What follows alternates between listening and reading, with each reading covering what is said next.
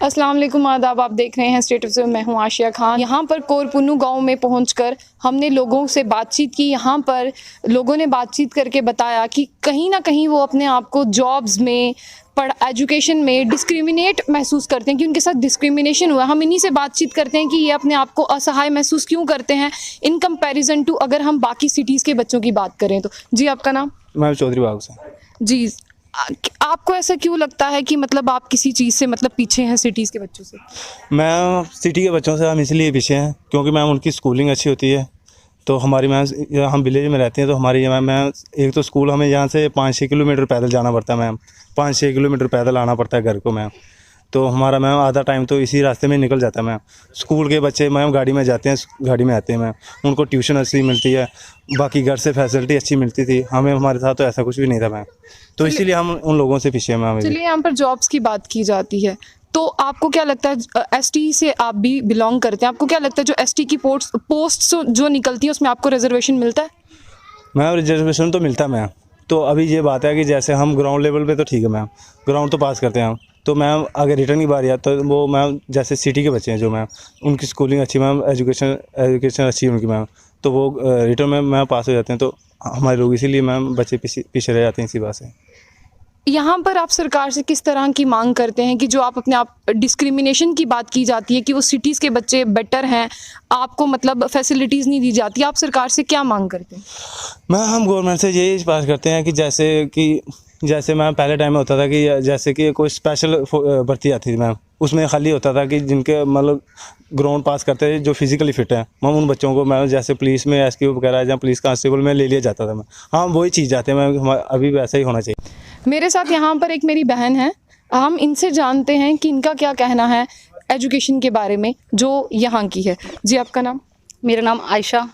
जी, आपको किस तरह से मतलब यहाँ पे मैं आपसे जानना चाहूँगी इस एरियाज़ के जो स्कूल हैं उनमें किस तरह की फैसिलिटीज़ दी जाती हैं, कॉलेजेस के बारे में? मैम स्कूल में तो फैसिलिटी अच्छी है, मगर हमारे घरों में लाइट नहीं है। रात को दिया जला के पढ़ना पड़ता है और पैदल चल के जाना पड़ता है। लड़कियों को तो घर का काम भी करके जाना पड़ता है, क्योंकि तो हम तो अमीर घरों की है नहीं कि घर में नौकर पड़े, इसलिए हमें सारा घर का काम करके फिर स्कूल में हम जाते हैं। ठीक है, फिर मतलब 2-3 घंटे चल के जब स्कूल से आते हैं फिर आके घर का काम करना है। रात को लाइट नहीं होती है, पढ़ना कब है? एक तो जो मतलब शहर की लड़कियां होती है उनका मेरिट बहुत ज़्यादा होता है।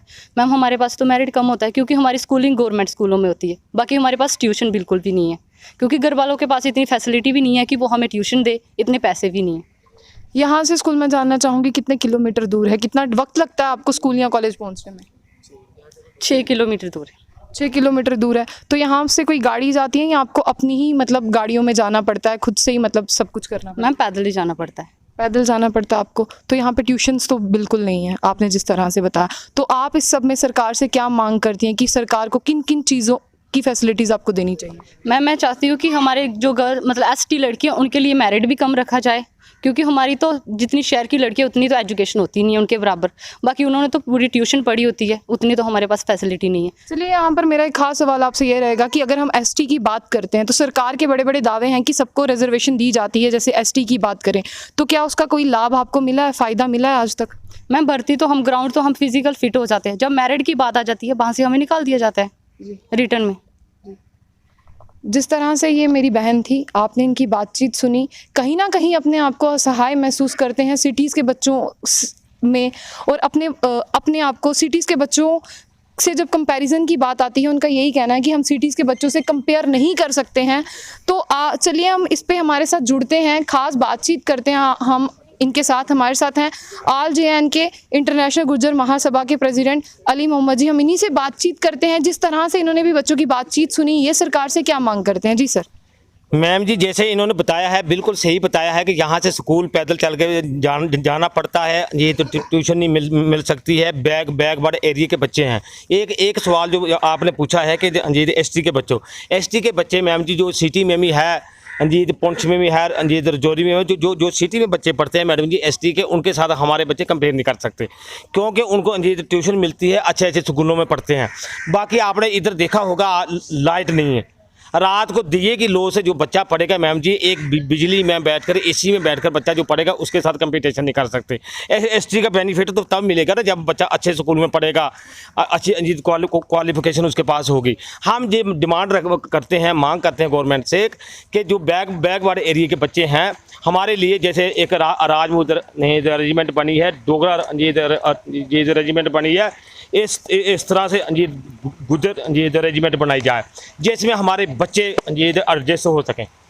जी अली जी, मेरा यहाँ पे खास सवाल रहेगा कि जब सरकारों से सवाल पूछे जाते हैं आखिर पत्रकार वार्ता में, तो वो कहती है कि विकास हो रहा है, तो आज हम यहाँ पर आए हैं, आप इस विकास को किस तरह से देखते हो? आपने मैम जी सबको देखा होगा, लोगों के घर घर में आज गए हैं, जैसे हम राजबाग में गए थे, पीछे गए थे, लोगों के देखे हैं बिजली नहीं है, पानी नहीं है, सड़क नहीं है, रोड नहीं, कुछ नहीं है।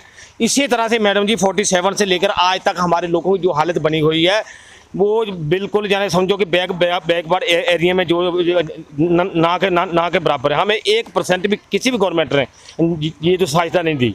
अभी हम उम्मीद करते हैं कि हमारे जो नए LG आए हैं, ये प्रधानमंत्री जैसे हमारे हैं, उनका एक नारा है कि सबका साथ सबका विकास। हम हमें उम्मीद करते हैं कि सबका साथ सबका विकास हो, हम हमारे तक भी ये चीज़ पहुँचे कि हमारे बच्चों में एक जोश, एक उत्साह जी पैदा हो कि हमारे बच्चे जैसे बैकवर्ड एरिया में रहते हैं, इनके पास एजुकेशन जैसे दिए कि लो से एक माँ पढ़ाती होगी बच्चों को और दिन को भैंसे चराती होगी, दिन को इनकी माँ जाने दूध लेकर जाती है मैम जी।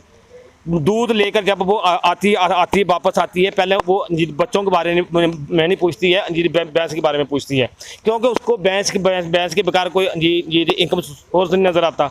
इसलिए मैं डिमांड करता हूँ कि अगर हमें ये डेयरी के साथ जोड़ रहा है मैडम जी, एक जने इंडिया डेयरी डेवलपमेंट स्कीम है जो यानी सेंट्रल गवर्नमेंट की तरफ से है, वो ये आज तक नहीं पहुंची कि 370-35 ए लगा हुआ था, अभी उसको हटा दिया है, यूटी बन गई है। तो हम चाहते हैं कि इंडिया नेशनल जो डेयरी डेवलपमेंट है हमें उसके साथ जोड़ा जाए, जैसे हमें लोन की फैसिलिटी मिले और हमारे लोग ये आगे बढ़ सकें। जी शुक्रिया।